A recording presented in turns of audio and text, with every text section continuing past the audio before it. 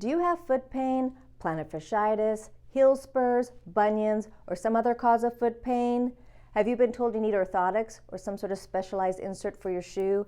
Then this video is for you. I'm Dr. Karin Drummond, owner of Drummond Chiropractic, and I'm going to be sharing with you my advice on orthotics. But first, let me welcome you to my YouTube channel. Each week I'll be uploading new videos, so be sure to subscribe. If you like our content, please let us know by clicking the like button below. And we'd love to hear from you, so please feel free to post any questions or suggestions or just to say hi. Now, as always, before you follow any advice from any video, check with your healthcare provider to make sure it's appropriate for your specific condition, and hopefully that's one of us at Drummond Chiropractic. And with that out of the way, let me talk about orthotics. Before I get into my favorite kind of orthotics, let's describe the three kinds of orthotics that are out there.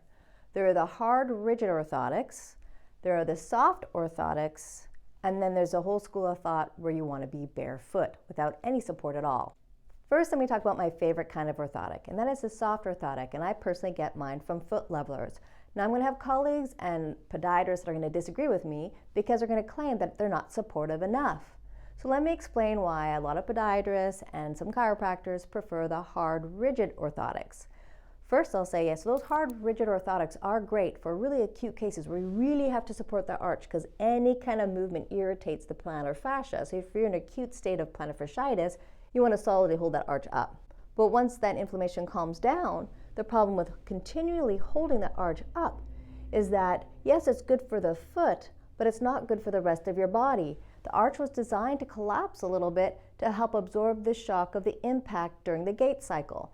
And if you're rigidly holding that arch up, it's like replacing your flat tire, when you wear orthotics for flat feet or for plantar fasciitis, to a hard wooden tire. And can you see how the wooden tire would work, but it wouldn't be good for the comfort of the passengers in the vehicle. So you don't want to replace your flat tires with hard wooden tires because that's going to be bad for your ankles, your knees, your hips, your back, even your neck.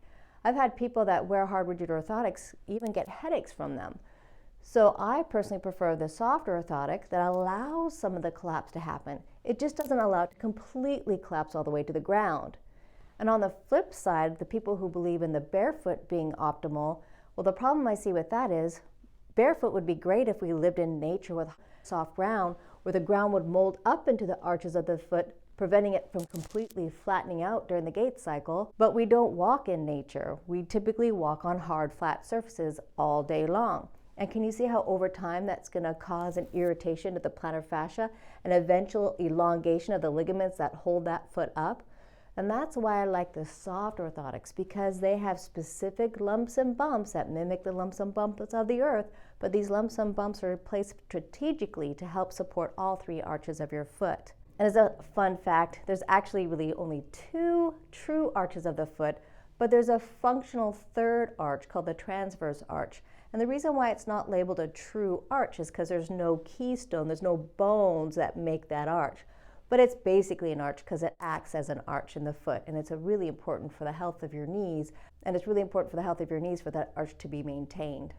My favorite orthotic from foot levelers, because they have all kinds of orthotics, is the Ultra Comfort. And the reason why I personally like them is because I stand on a hard surface all day long, and they're supremely cushy. The problem with them, though, is they're on the heavier side and they're very thick, so they don't fit in a lot of different style of shoes. So my most popular orthotic is the In Motion. It has still a lot of cushion, but it's thinner, so it fits a variety of shoes. And then another popular orthotic I have is the ones specifically for athletes. These are the lighter orthotics. They still have the support, but they're ultra light, so they don't impair performance.